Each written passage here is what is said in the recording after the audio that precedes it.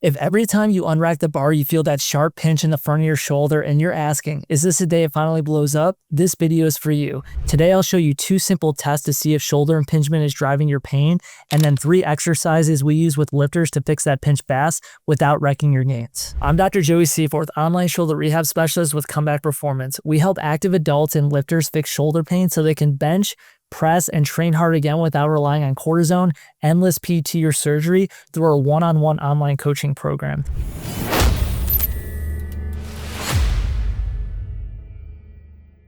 We have had people go from I can't get 135 pounds up without having a pinch to confidently working back into the 300s, not by smashing the front of the shoulder, but fixing the system behind the shoulder pain. Here's what most lifters do when their shoulder starts to pinch. They stretch the front of the shoulders or pecs, do random banded external rotations for warming up, and hope it feels better. Maybe it buys you a session or 2, but the second you push load or volume, the pinch comes right back.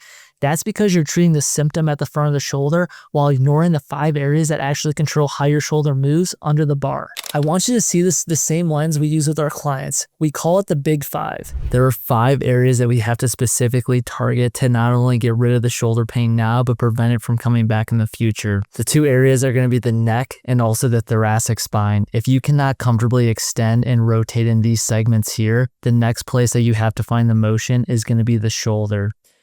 Third area to address is going to be the shoulder blade itself. So we have our shoulder blade right here, and we have our shoulder. If our shoulder blade's not upwardly rotating enough, this is what happens. As we rotate, that ball is getting compressed between the shoulder and shoulder blade right there. That's where we're getting that impingement. The impingement can be on different tissues. It could be on bursa. If we look at this side, if we actually get the shoulder blade to upwardly rotate the entire way to that 60 degrees right there, we can lift our arm all the way up. We no longer have that impingement. We can also reach across our body and reach back, and that's going to significantly offload the shoulder and make it feel a lot better. 4th area that has to be addressed is going to be the shoulder itself. Shoulder is a ball and socket joint, meaning it needs to drop, roll, glide, and rotate a full 180 degrees. A problem in traditional medicine is we're given a bunch of strengthening exercises to a shoulder that can't get in half the positions. And then the 5th crucial area to address is going to be any nerve tension or referral that's coming from higher up that's translating into the shoulder.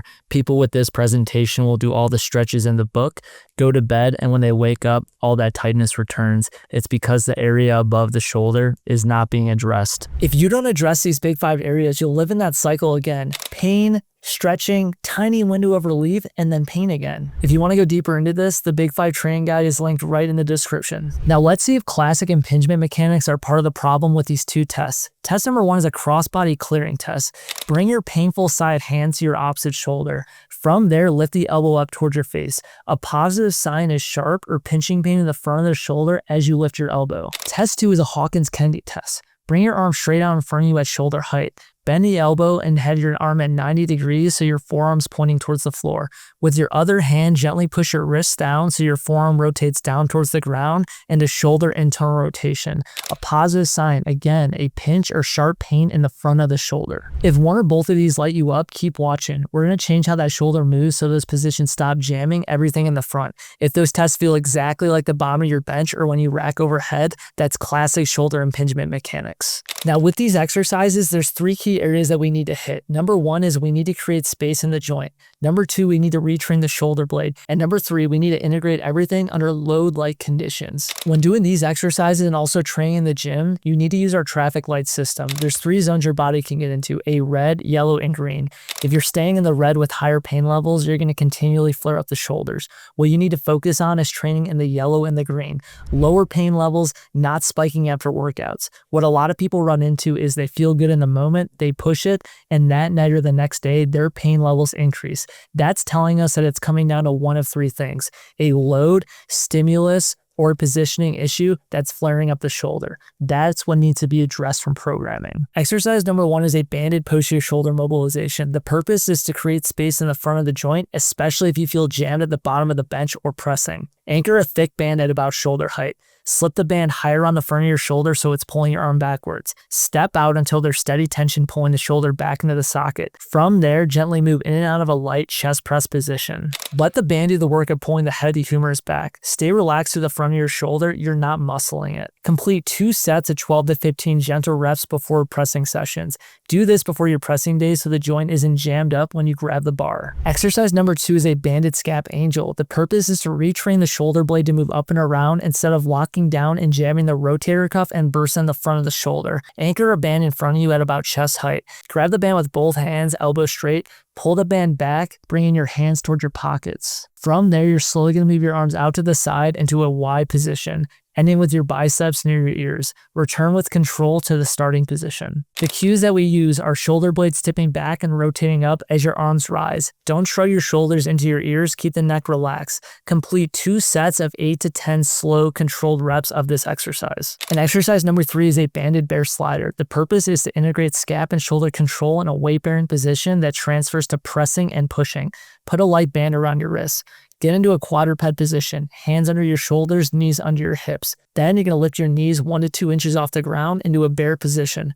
From there, slide your hands in small controlled steps. Forward, a few inches out to the side and back, and then at a diagonal if tolerated. Keep your torso as still as possible, no big hip sways. Feel the shoulder blade and cuff working to stabilize as you move your hand. Complete all 3 directions for 5 slow reps for 1 to 2 sets. Now let's rerun those tests. Cross body test, hand opposite shoulder, lift the elbow up. Hawkins Kennedy, arm out, elbow bent, gently rotate the forearm down. Check. Is the pitch smaller? Does it happen later in the motion?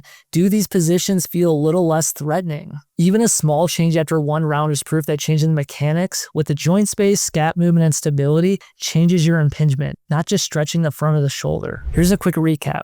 Impingement in the lifters is rarely a weak rotator cuff problem. It's a mechanics problem tied to the big 5, your neck, T-spine, shoulder blade, shoulder joint, and nerves. With the exercises, the banded posterior mobs create space in the joint. Banded scap angels retrain the shoulder blade to rotate and clear the tissues in the front, and banded bear sliders teach the whole system to stabilize in real-world patterns. If you're stuck in that cycle of shoulder pinch, more stretching, same pinch every time you bench or press, it's not because you're broken. You've just never had a clear system for fixing the root cause. To help with that, I put together a Big 5 training guide that breaks down the exact 5 areas we talked about: your neck, thoracic spine, shoulder blade, shoulder joint, and nerves, plus the tests and exercises to start changing each one.